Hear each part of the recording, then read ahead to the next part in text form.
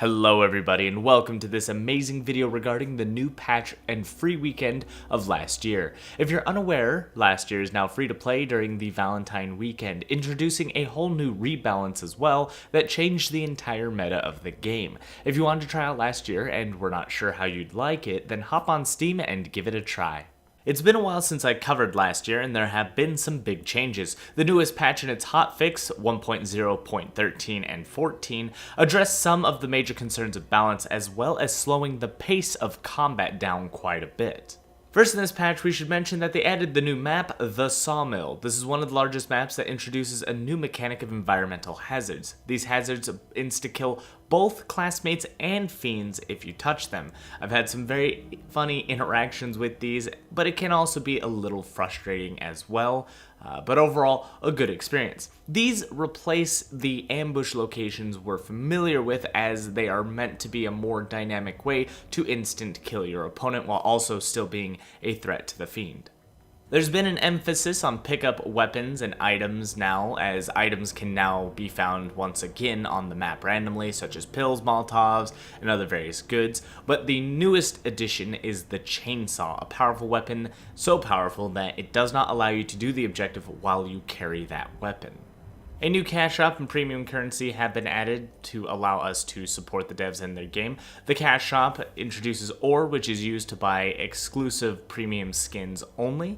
Then you can also purchase cards to speed up getting the card only skins. So essentially there are two types of skins. You cannot buy all the skins with ore. That are just ore specific skins and card specific skins. The cards can be earned through playing the game, but the ore can only be purchased. So there'll be exclusive skins, and then you can also speed up how fast you get the card skins. But I do need to caution everyone looking at the bundles of the deals for this game until they're hotfixed.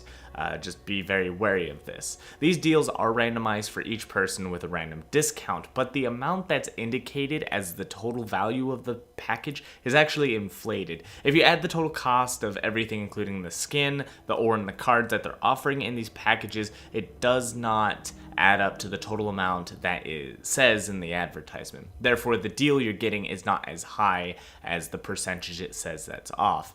I had one say that it was 50% off, but realistically I was getting more of a 25% deal. You still do get a deal. It is cheaper if you're trying to buy the skins with cards and ore, and you do still get a sale. It's just not as much as listed. Now, this is not something I think the devs intend, since everybody's getting a very unique deal. I think there is an algorithm that is placing these together and is just putting an incorrect value on the skins individually. Whether this gets addressed or not, I have contacted the devs. They're looking into it, so I will get word out to everybody as soon as I can. But for now, if you wish to support the game and get some skins, just buy the individual ores or the cards, unless you really want the bundles, or just be aware that the sale that you're getting is just not as big as advertised. There's a new Bloody Valentine event, which introduces unique Valentine skins themed after Michael Jackson's Thriller. Each character comes with a new skin. Along with that, there are new ore skins added in the game for the premium currency. I haven't seen when the event ends, but I've heard rumors that it's supposed to be about a week, so you gotta get your cards quickly. They are purchased with cards, a large amount of them. So by logging in, you'll get one free random Valentine skin, some free cards, and some free ore. But if you didn't stock up before this event, you're just going to have to play as much as you can to try to get the cards to purchase the skins before they are unavailable after the event. On to the balance changes.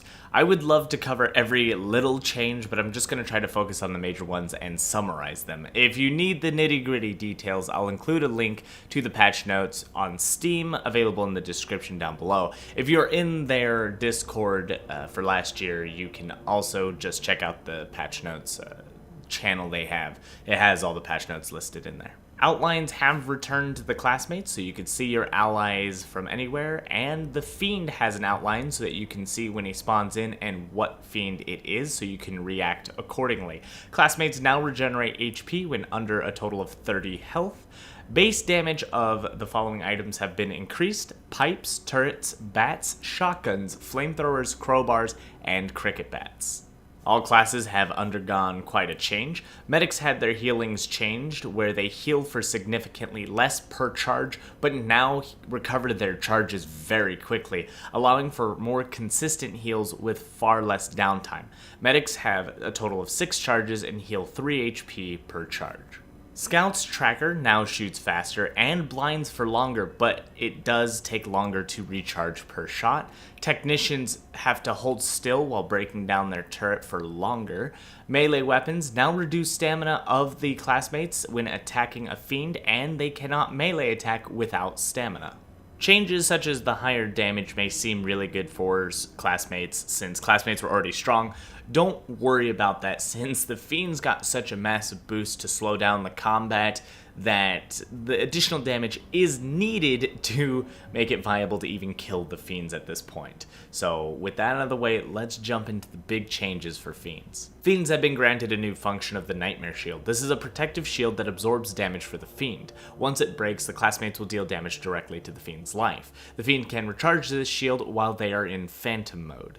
Fiends all had their health increased while having damage reduced. As an example, Slasher used to deal 45 damage, but now deals about 20 per swing. This is meant to make the combat longer and allow newer classmates to adjust to what's going on, while also giving the killers and fiends more survivability. All powers of the Fiends had their cooldowns for their powers massively increased. Fiends now have to be wise about how they use their abilities, and they can no longer spam them. Slasher gained an ability, he didn't have one before, but finally got what he deserved. It is now an AoE cleave that damages all classmates in front of the Slasher. This can be comboed along with the basic attack, making for quite a devastating hit.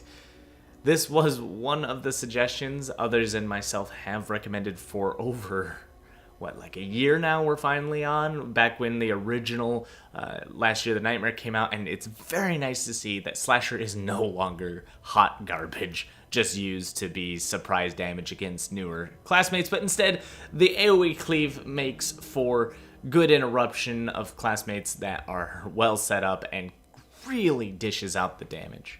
All Fiends now have unlimited stamina, so they can constantly sprint. Spider and Strangler had their movement speed reduced, and the Strangler's chain no longer holds players for more than half a second. What this means is you can drag them as far as you want, but you cannot hold on to them in the chokehold for more than half a second. This gives you just enough time as Strangler to throw a classmate in a different direction, such as into a trap or into an environmental hazard. The primary use of his tool now is to deal damage with a long pull, as the classmates can no longer interrupt the pull without specialized tools, so pressing F on the Strangler or the classmate being dragged no longer frees them. Instead, you must use the Scouter, Shockers, or Gas Grenades in order to free a classmate early. The chain also no longer removes helmets, but instead drags the classmate with the helmet alongside, dealing damage to the helmet. Helmets have had their HP reduced as well. Elements were given a new importance in this update, as elements now affect more than just damage. Shock has been changed to affect stamina, to now dealing damage specifically to the Nightmare Shield, which it deals a good chunk of. Certain Fiends now have specific elemental weaknesses, such as Giant being weak to acid, Spider being weak to fire, and Strangler having no resistance or weakness. Originally in patch 1.0.13, Strangler was actually resistant to all elements, but due to his extreme power creep, they've removed that, and now he's just kind of neutral. Card rewards have been reduced per victory, and there have been several optimizations to help with the frame rate. With this patch, there has actually been a surge of players for the free weekend, allowing people to test the game out to see if they like it. And if you like the game, there is a sale during this weekend if you wanted to end up playing it beyond the free weekend. The devs are working hard to update the game and make it as good as they can. And that wraps up the patch notes. Overall, this patch has been quite an emotional roller coaster. Originally, when patch 1.0.13 came out, it was quite a mess, with Fiends being too strong. They were godlike at some point, especially Strangler being able to use his chain frequently, just abusing the fact he was resistant to elements and he had the shield. It was just really strong. But patch 1.0.14 really took the Fiends and put them at a better level, and I think it's far more playable at this point.